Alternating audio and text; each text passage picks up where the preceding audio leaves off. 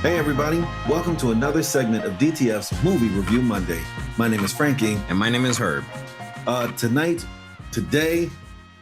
whatever time it is, we're going to be talking about the recently released film starring Nick Cage and Joel Kinnaman. It's called Sympathy for the Devil. If you guys were listening to our last episode where our actor profile was Nicolas Cage, I did mention in there that I recently watched this movie, and Herb was just inspired by my movie choice. He had to see it also, and now we're talking about it. I wouldn't say inspired. No, but we did talk about Nicolas Cage last time. But yes, as a matter of fact, when you mentioned that was a movie that you saw, I'm like, okay, for Frankie to watch a Nicolas Cage movie from today, why not? Let's give it a try. I think you mentioned what you thought about it already. Yes, I briefly, yeah. Yeah? Just say it again, just really quickly. So real quick, I most of the movie was entertaining, and I personally hated the ending. Okay, all right. I would like to bounce on that a little bit when we talk about the movie. Yeah, we'll definitely get into that. Let's do what we do. Let's shout out the director and the writer first. All right. Director is Yuval Adler. Writer is Luke Paradise. What an amazing name. Oh, man, I didn't even think of that. That is Luke Paradise. It sounds like a stage name. Right? So not too much I could have found. I could find between with these two, director and writer. They don't really have much credits to their name. However, there must have been a lot of trust in this script for them to land these two great actors. Yeah, exactly. Not much details on them, but they must be in their early. This must be an early phase of their career or something like that, or maybe early getting noticed. This might be the beginning of them being noticed. Because when you're a writer, when you're an actor, if you're passionate about something, you've probably been doing it most of your life already. Yeah, but they're probably just now getting notoriety or of some sort. But yeah, I mean, imagine them. Like, do you think they will get noticed more from this movie? I think so. Okay. Right. On the strength of Nick Cage alone. Yes. Right. And I already said it's not an absolutely horrible movie. There are some things to enjoy about this film. The writing elements in this film. There's some skill here. Yeah. There's some skill in the writing. Mm-hmm. So yeah, I think that on the strength of Nick Cage alone, they will get noticed. When they actually watch this movie, they'll be appreciated. That's what I think. Okay. All right. I was a little hesitant to watch the film in the beginning, only because I don't think I'm a fan of movies of just two characters. Okay. You get me? The whole film, just two characters. Yeah. I like a little bit more into a backstory, into more characters and whatnot, I to give you an example, Saw. Have you seen the first Saw? Yeah, I think I've watched a few of them. Exactly. So the first one is the two main people in the bathroom. They're basically the two main characters. However, there's a whole nother backstory happening outside of that bathroom and that torture chamber or whatever, So there was a little bit more into that story. And I thought this was going to be just like that, but there were a lot of scenes that brought in a lot more into just watching these two, go at it. Yeah, I hear you. And I agree. Let's talk about the cast, right? We just did an episode for Nick Cannon, or Nick Cannon. We just did an episode for Nick Cage. But let's talk about Joel Kinnaman. Okay. Joel Kinnaman. Well, I mean, if you're not familiar with him, he plays Rick Flag in the Suicide Squad, DC. And that is the only thing I recognize him from.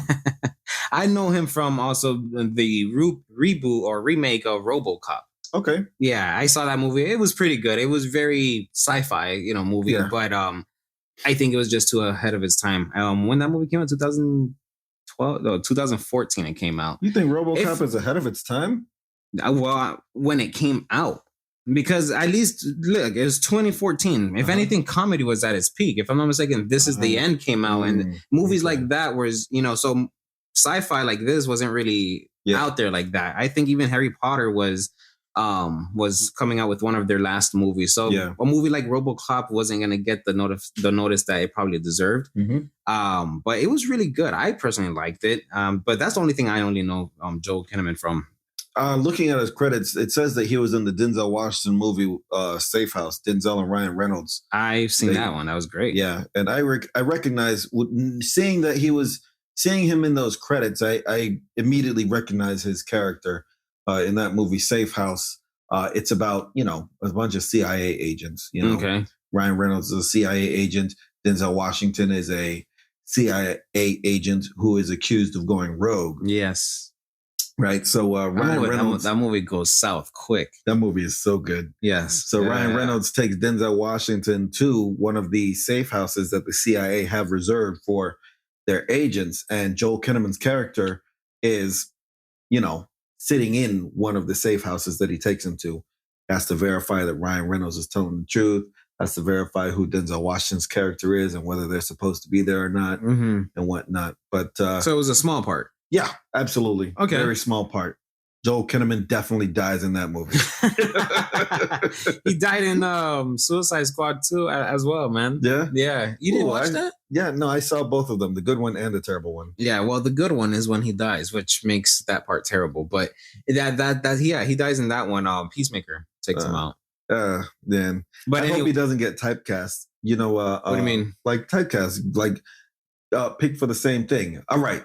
Joel Kinnaman, I want you to do this. You're going to do this. You might have a little action scene, but you're definitely going to die. Okay. Yeah. I know what you mean. Like this, I forgot what's his name. His last name is Bean or something like that. Anyway, the guy from, the dad from Lord Stark, was it? From Game of Thrones? I don't know his name. I'll look him up really quickly. But yeah, his character is known to always be killed on basically every project he's been on. Wow. Yeah, it's pretty sad. I personally would get tired of that. As a matter of fact, he got tired of that as well because he mentioned it and said, yeah, I'm not going to take any more parts where my character gets taken off. He needs to get one of those no kill orders in his contracts when he signs on to movies. A couple of people have deals like that. The Rock, right? Any movie he's in, he's not allowed to lose a fight and he cannot die. Queen Latifah cannot die in anything she's in. Ice Cube cannot die in anything he's in. Tyrese and Ludacris are not allowed to die in anything they're in. Really? He needs to get one of those no-kill clauses. Before? Huh? You've read of this before? Yeah. Really? It's a no-kill clause in your contract. Yeah. Okay. I mean, I guess at some point, in I would like to not die. Yeah. But his name is Sean Bean. Sean Bean needs to get a no-kill clause. Yeah. So that's that. What else? Anything else about this cast? There's not really much to it. Like I said, there was only these two main characters. Exactly. There were some scenes where, we got away from these two characters, to focus on a little bit else. But it was just mainly these two. Nicolas Cage, we have our own episode, so go listen if you would like to know what we think about him. Now, the movie. Let's get into that. Let's read the synopsis real quick. Okay. After being forced to drive a mysterious passenger at gunpoint, a man finds himself in a high-stakes game of cat and mouse where it becomes clear that not everything is as it seems. Yeah. So basically, Nicolas Cage gets in this dude's car randomly. And by the way, he's in the parking lot of a hospital. He's about to get out of the car to go meet his wife in the room where she's about to give birth to their son. Exactly. He was about to have his first child, and Nicolas Cage just randomly gets in, points the gun at him, and tells him to drive. What a way to open the movie. Yeah, that's what really caught my attention when I watched the trailer. I'm like, this is going to be interesting. That's a hook immediately. Like, bro. And it's Nicolas Cage too. He gives off like this vampire vibe, Yeah. I don't know. What do you think about his look on this? So I was annoyed after watching the movie, like towards the end of the movie, I was annoyed by his red hair. Yeah. Right? Because I actually watched a clip of an interview with the director. And when they got Nick Cage to agree to the part, Nick Cage is known for doing whatever Nick Cage wants to do. Not saying that he's hard to work with or anything, but he's so artistic. People respect his artistry so much. Method acting. Yeah. Well, he's not a method actor anymore. He used to be a method actor. But they respect his artistry so much, they just allow him to go with whatever he thinks the character needs. So after weeks of reading lines and correspondences with Nick Cage about this part, when he shows up for the first day of filming, he's got red hair. And the directors are all wow. All right, it's Nick Cage. What's up with you and Nick Cannon, bro? You want to do an episode on Nick Cannon? No, he doesn't have much to contribute to acting. But yeah, so he shows up with red hair, and the directors are really iffy about it, but they let him do it because he's Nick Cage. Right. And, they respect his artistry. Towards the end of the film, I was really annoyed by his red hair. I think discovering who Nick Cage's character is in this movie, I think the red hair was not necessary. I can agree to that as well, but I'll be honest with you. The hair wasn't too annoying to me. I thought it was more like, okay, I think I could deal with it. But what was really killed it for me was that red ass jacket he had on. What? I thought that thing was banging. Clearly, we have two different types of styles. I love his jacket. At least in the sense of like his character in the beginning, him being like this psycho guy that he's portraying as. I would think the hair would have been perfect. The jacket is like, okay, now you're dressing like it. What are you, the Joker? That's what I got from it. The hair to me was perfectly fine. But yeah, the jacket itself did it for me. So I don't think I can agree to you, Frankie, on that. Maybe, I'm going to stop listening to your advice on how I should dress. So that was the intro for the movie, right? Just the hook. Now they go on this drive. He's driving, like a man just steps into your car and points a gun at you and says, drive. I'm not going to give him much argument. So they're driving now. Cage is not, he's being incredibly mysterious, right? Being incredibly mysterious while they're driving, just not saying much. He's just in the back being oblivious to acting everything. Weird. And imagine the fear of just being the driver, just being held at gunpoint, and that's it. Yeah. You're not knowing anything. You're trying to speak to him, trying to find out what's going on, and he doesn't want to speak. Just keep driving. That's insane. Trusting that he doesn't just shoot you immediately. Exactly. Don't know why he's in the car. Doesn't know why you got picked to do this. Right. And what was your first thoughts on why he chose him? I immediately thought it was revenge, right? Mm-hmm. They say that the best stories are written about one of 7 things, and revenge is one of them. Money, power, revenge, love. Mm-hmm. I don't know what the entire list is, but revenge is one of them. And that's what I immediately thought, because the saying that says revenge is a dish best served cold.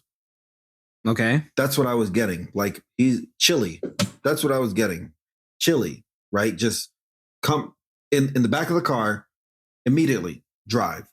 Mm-hmm. That's cold, So I immediately connected his motive to revenge. Okay. Like very like pulling out the gun on him and everything, very willing to like be ready to shoot him if that was just out of nowhere, just being straightforward and direct. Drive. I got the gun. Drive. Did I say anything else to you? Drive.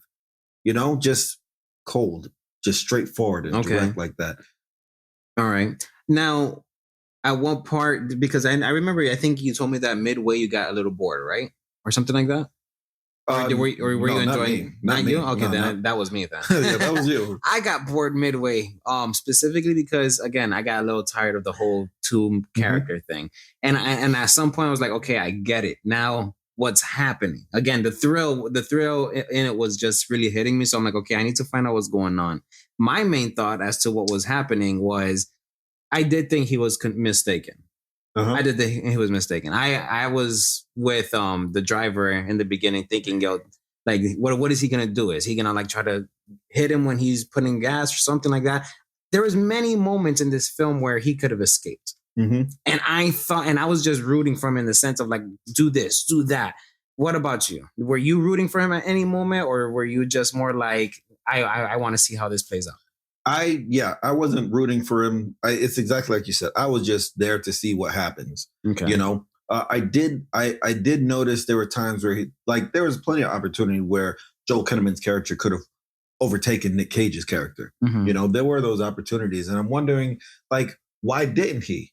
So yes, now I'm back to what's going to happen. I think moments like that where I was like, okay, why doesn't he? Is because the the story is going to tie in somehow, some way. And when it does, I don't think I can say when it finally happened, I was too surprised. I felt like it was kind of making a little bit more sense to me as, the movie played out. But I don't know. It just wasn't too surprising for me. What about you?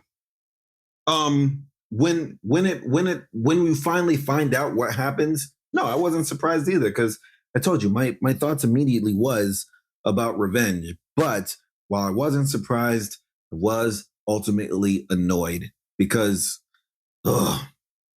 this movie comes together. This movie comes together in the last 5 minutes. Yeah. Like something is happening. Like before the last 5 minutes of the movie, it's just a series of events. And in the last 5 minutes, everything comes together. Yeah. And that annoys me. Yeah. So I was when it finally came to light what's going on, I wasn't surprised, but I was absolutely annoyed.